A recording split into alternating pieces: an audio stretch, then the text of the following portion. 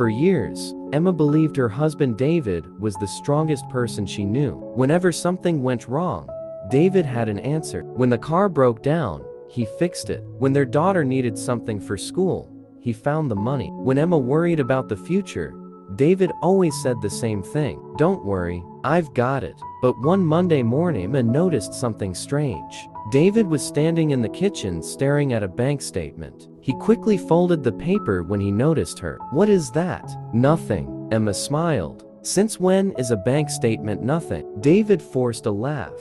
"Just some paperwork from work." Emma didn't believe him, but she didn't push. Over the next few weeks, little things started changing. David stopped buying lunch at work.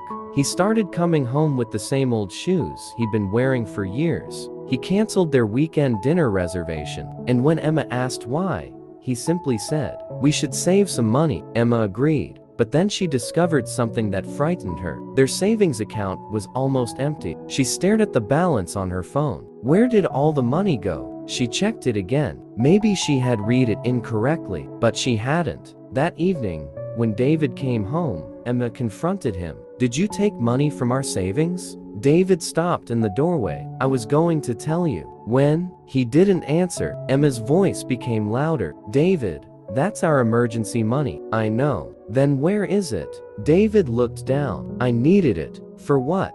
Silence. Emma stared at him. "Are you in debt?" "No." "Did you lose your job?" "No." "Then what happened?" David finally looked at her. "I can't tell you yet." Emma felt betrayed. Not because the money was gone, but because her husband was shutting her out. That night, they slept on opposite sides of the house. The next morning, Emma decided she needed answers. She checked their bills. Everything seemed normal. Mortgage paid, electricity paid, school expenses paid. Then she noticed something. Every month, there was a large transfer to the same account, an account she didn't recognize. She wrote down the number, then she searched it through their old financial documents, and what she discovered made her furious. The account belonged to David's younger brother, Michael. Michael had struggled financially for years. Emma immediately assumed David had been secretly giving him their money. When David came home, she confronted him. "How much have you given Michael?" David froze. "Emma, how much?" He didn't answer. Emma's eyes filled with tears. "You emptied our savings to help your brother?" David finally whispered, "Yes." Emma couldn't believe it. "You had no right." "I know. We have a daughter." "I know. What happens if something happens to us?" David lowered his head. "I know." Emma walked away. For the first time in their marriage, she seriously wondered whether they had become two people who wanted completely different lives. But the next morning, something unexpected happened. Emma received a phone call. It was Michael. "Emma, I need to tell you something." She didn't want to speak to him, but Michael continued. "David didn't give me that money." Emma stopped. "What?" "He gave it to the bank." "What are you talking about?" Michael took a breath. "Remember the restaurant I opened?" "Yes. I failed." Emma knew the restaurant had closed, but she didn't know how bad things had become. "I had huge debts," Michael continued. "The bank was going to take my house." Emma sat down. "And David paid them?" "Not exactly." Michael's voice cracked. "He took a second job." Emma froze. "What?" "Your husband has been working nights for months." Emma couldn't speak.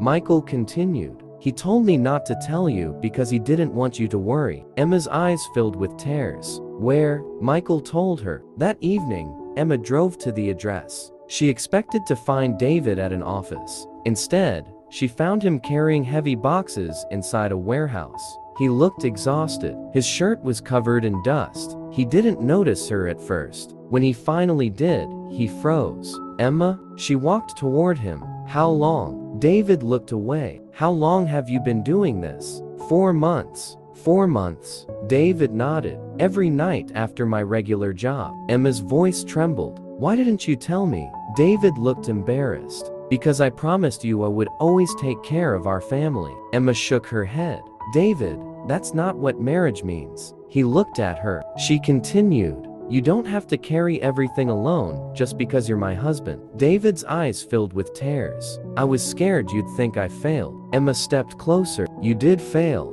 David looked shocked. "But not because you needed help." She reached for his hand. You failed because you thought you had to hide it from me. David finally broke down. Emma hugged him. For several seconds, neither of them spoke. Then Emma whispered, "We're going home." David looked confused. "You're not angry?" "Oh, I'm furious." He almost smiled. "But I'm more angry that you were destroying yourself trying to protect us." That night, they sat at the kitchen table. For the first time, David showed Emma everything. The debts, the bills, the extra job, the money he'd borrowed, the promises he'd made. And together, they created a plan. They couldn't fix everything in one night. They couldn't magically bring their savings back, but they could face the problem together. Months later, things were still difficult, but something had changed. David no longer said, "Don't worry, I've got it." Instead, whenever life became difficult, he said, "We'll figure it out." And Emma finally understood the difference. Marriage isn't about having one person strong enough to carry the entire family. It's about having two people willing to carry the weight together. Sometimes love doesn't look like flowers. Sometimes it looks like sitting at a kitchen table,